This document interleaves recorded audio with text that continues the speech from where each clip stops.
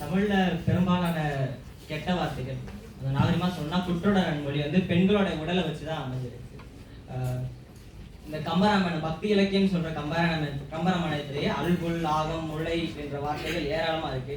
இது வச்சுதான் பேரறிஞர் அண்ணா வேற கேட்டிருப்பாரு, கம்பராமாயணம் வந்து கம்பரசத்தால் ஆனதா இல்ல காமரசத்தால் ஆனதா அப்படிங்கிற மாதிரி. இதோட இது தாக்கம் எவ்வளவுனா, இங்க மதுரையில தொன்மையா இருக்க கோயில் வந்து மீனாட்சி அம்மன் திருக்கோயில். அங்க இருக்க கல்யாண சுந்தரம் திருக்கல்யாண அந்த சன்னதிக்குள்ள 3 பேர் போக முடியாதுன்னு ஒரு பதாகை எழுதி போட்டிருக்காங்க. ஒண்ணு, மாதவிடாய் காலத்துல இருக்க பெண்கள் உள்ள போக முடியாது, வேறு நாட்டவர்கள் உள்ள போக முடியாது, இன்னொன்னு வேறு மதத்தவர்கள் உள்ள போக முடியாது. இப்ப இவங்களுடைய அந்த கருத்தியல் எப்படி இருக்குன்னா, பெண்ணுடைய உடலை வச்சு அவளை தாழ்வு மனப்பான்மைக்கு உள்ளாக்கி அதன் மூலமா அவளை அடிமைப்படுத்துவதாக இருக்கு. இது வந்து மத பின்புலத்தோட நடக்குது.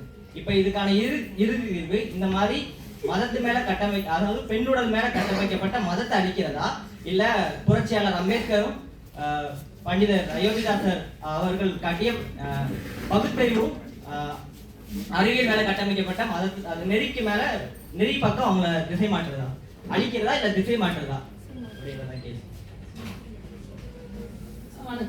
புரிஞ்சுக்கிட்டேன், சுருக்கமா சொல்லுங்க. இந்த மைக் சரியில்லைன்னு நினைக்கிறேன். நல்லதா இருக்கு.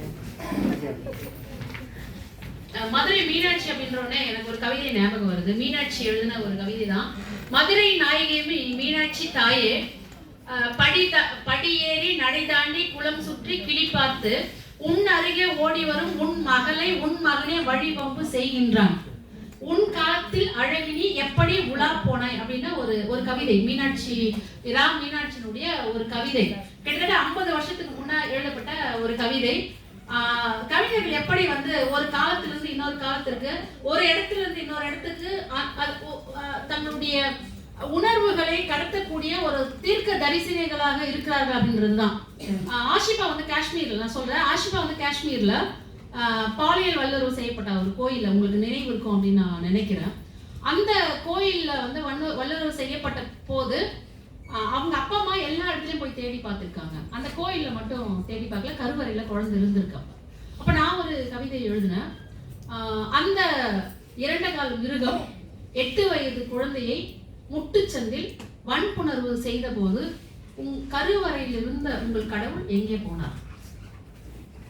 அந்த 2 கால் மிருகம் 8 வயது சிறுமியை முட்டு சந்தில் வன்புணர்ந்த போது கருவறையில் இருந்த உங்கள் கடவுள் எங்கே போனார்? ஒருவேளை அவரும் ஏதாவது முட்டு சந்தில் ஏதாவது ஒரு பெண் கடவுளை வன்புணர்ந்து செய்து கொண்டிருக்கலாம் அப்படின்னு ஒரு கவிதை எழுதும். அதுதான் இந்த மதம் இருக்குதுல்ல. நீங்க 2 கேள்வி கேட்டீங்க.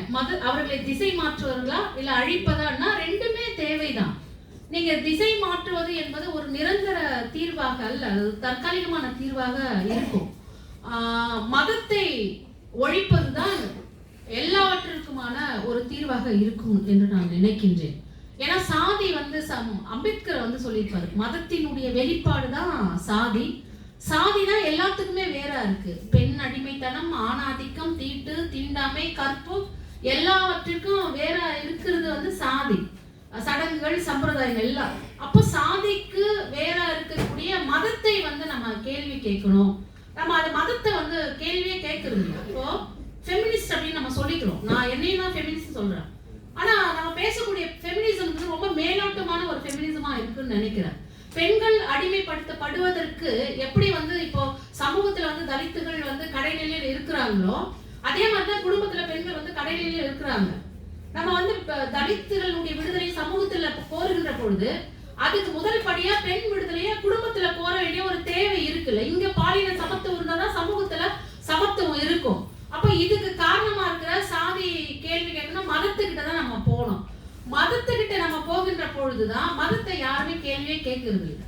எழுதக்கூடியவர்கள் வந்து இப்பெல்லாம் யாரும் மதத்துக்கிட்ட கை வச்சா ரொம்ப பிரச்சனை ஆயிடுன்னு சொல்லிட்டு மதத்தை விமர்சிக்காத போக்குதான் பல்வேறு படைப்புகள்ல எழுத்துகள்லயும் நான் பார்க்கிறேன். எங்கேயோ ஒரு சிலதான் அந்த அரசியலை புரிஞ்சுக்கிட்டு அது தொடர்ந்து எழுதுறாங்க. நீங்க வந்து பீரியட்ஸ் பத்தி பேசுறீங்க, முளைகள், அந்த அதெல்லாம் வந்து கெட்ட வார்த்தைகள் அல்ல. எல்லா சொல்லும் பொருள் குறித்தனவதான். முளைகள் அப்படின்னாலாம் கிடையாது. இங்க சாண்டேலியன் வந்து கொங்கையில் எவ்வளவு எழுதியிருக்காரு. ஆனா முளைகள் குட்டிரேவதி எழுது மட்டும் அதை எப்படி பிரச்சனை ஆகுதுன்னு எனக்கு தெரியல. நீங்க ஔவையார் வந்து ஒண்ணுத்துல சொல்லுவாங்க, மலையுடை அது மலையுடை அருஞ்சுரம் என்ப நம் முளையிடை முனினர் சென்ற ஆறு அப்படின்னு ஒரு பாட்டு. அது நீங்க படிச்சுக்கோங்க. மலைப்பகுதியில் இருக்கக்கூட அந்த பாதை வந்து ரொம்ப கடுமையான பாதையா இருக்கு. நம்ம முளையிடை நம்முடைய முளைகளுக்கு இடையே தூங்குவதை தவிர்க்கின்ற பொறுத்து விரும்பாத அந்த தலைவர் அந்த மலை பாதை வழியா செல்றாரு. ரொம்ப கடுமையான சுரமாக பாதையாக இருக்கிறது அப்படின்னு வருந்தக்கூடிய அந்த செய்தியை வந்து அதுல இருக்கிறார். அப்ப இதெல்லாம் வந்து உங்களுக்கு செய்தி, அதை நம்ம அப்படி பார்க்கணும். ஆனா குட்டிரேவதி வந்து முளைகள் பற்றி எழுதுகின்ற பொழுது அல்லது யோனியை பற்றி எழுதுகின்ற பொழுது அது மிகப்பெரிய ஒரு விஷயமாக பார்க்கப்படுது அப்படின்றது. அப்ப பெண்களும் வந்து ஒரு ஆணாதிக்க மனப்பான்மையிலேயே ஆணாதிக்க சிந்தனையிலே இருக்கிறது தான் காட்டுது. ஒரு 2000 வருஷமா நம்ம ஆணாதிக்கத்துல இருந்துட்டோம். கடந்த ஒரு 100 ஆண்டுகளாக தான் நம்ம பெண்கள் எழுத வரோம் அப்படின்னா 2000 ஆண்டுகளாக இருக்கக்கூடிய அந்த அடிமைத்தனம் 100 ஆண்டுல எழுத்துக்கள் மூலமாகவோ இல்லை நம்முடைய போராட்டங்கள் மூலமாகவோ அல்ல கலை மூலமாகவோ அல்லது வேறு வழி மூலியமா அதை நம்ம முடியலன்னு தான் இருக்கும். ஆனா அதுக்கான போராட்டத்தை நோக்கி நம்ம தொடர்ந்து எழுதினோம். பொன்முடியார் கூட வந்து சங்க இலக்கியத்துல வந்து அதை பத்தியான முருகன் கோயிலுக்கு வந்து தீட்டுடைய பெண்கள் போனா ஆகாது அப்படின்னு கனிமொழி சொல்லுவாங்க. எந்நாடு போனாலும் தென்னாடுடைய சிவன் அப்படின்னு சொல்லிட்டு தீட்டுக்கு பெண்கள் தீட்டு இருந்தா அந்த சிவனுக்கு ஆகாது என்று சொல்லக்கூடிய அந்த கவிதையை நம்ம பார்க்கிறோம். அப்ப இங்க சொல்ல வர்றது என்ன அப்படின்னா, பெண்களை வந்து திசை திருப்ப மட்டுமே போக எனக்கு அப்படி தேவையில்லைன்னு நான் நினைக்கிறேன். ஆனா முற்றிலும் நாம் மதத்தை கேள்வி கேட்கிறவர்களாக மாறும். ஒரு எதிர்ப்பு குரலாக, ஒரு கலக குரலாக பெண்களுடைய படைப்புகள் மாறுகின்ற பொழுதுதான் சமூகத்துல வந்து பெண் அடிமைத்தனத்தையும் நீங்க ஆணாதிக்கத்தையும் இல்லாம ஒழிக்க முடியும். அப்பதான் வந்து ஒரு பாலின சமத்துவம் நடக்கும். ஆனா அதை நம்ம வந்து செய்யறது இல்லைல்ல. அதை நோக்கி வந்து கருத்தியெல்லாம் நம்மளை நகர்த்துவதற்கு தான் நம்முடைய படைப்புகள் பயன்பட வேண்டும் அப்படின்னு நான் நினைக்கிறேன். ஏன்னா அம்பேத்கர் ஒரு இடத்துல சொல்றாரு, மதத்தை சீர்திருத்துவது நம்முடைய வேலை அல்ல அப்படின்னு சொல்லியிருக்காரு. அகமன முறையே சாதியம் நிறுவுறாரு. அங்க அப்ப புறமானத்துக்கு நம்ம வருகின்ற பொழுது ஆணவ படுகொலைகள் எல்லாம் நடக்குது. இப்ப ஆணவ படுகொலை பத்தி நான் ஒரு வரி எழுதியிருந்தேன். என் மீது அன்பின் முத்துக்கள் உருள்கின்றன. என் மீது அன்பின் முத்துக்கள் உருள்கின்றன. உன் பெருமூச்சு நூல் கொண்டு அவற்றை கோக்கிறாய். பறவைகள் அற்ற வானம் பிரகாசம் அடைய உனக்கு ஒரு முதல் முத்தத்தை தருகின்றேன்.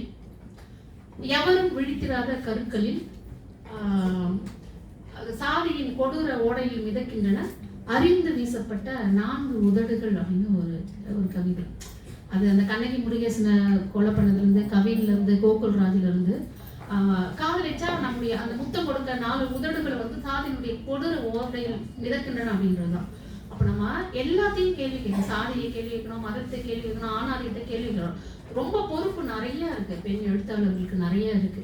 அதனால வந்து அவங்களை திசை திருப்பி இது பரவாயில்ல அட்ஜஸ்ட் பண்ணிட்டு போங்க அப்படின்னு எல்லாம் சொல்றது. ஒட்டுமொத்தமா அவர்கள் திசை திருப்புவதை விட எனக்கு அந்த மதத்தை கேள்வி கேட்பதும் மதத்தை ஒழிப்பதும் தான் என்னுடைய தீவிர வேலையாக இருக்கிறது. படைப்புகள் வழியாக நான் அதைத்தான் நான் செய்து கொண்டிருக்கின்றேன்.